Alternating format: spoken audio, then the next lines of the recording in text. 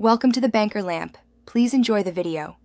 You start by selecting the images you want to join, open Photos and pick 10 pictures. Once done, tap Share and choose Shortcuts or open the Shortcuts app to build a quick action. You do this because Shortcuts automates layout and export, saving manual editing. Make sure images share the same orientation and aspect ratio. If not, crop or rotate now so alignment is predictable. This first step sets consistent input, which prevents odd spacing or mismatched sizes later in the process. Now you build the actual joining workflow. Start a new shortcut, add combine images and choose horizontal or vertical direction depending on the layout you want.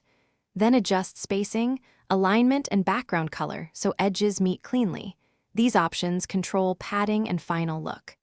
After that, append Save to Photo Album or Share so the result is stored or sent. You do this because automated combination preserves resolution and avoids recompression that happens with screenshots or third-party apps.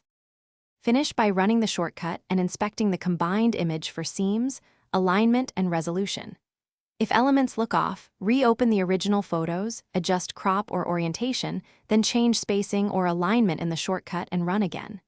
Make sure Shortcuts has full photo access.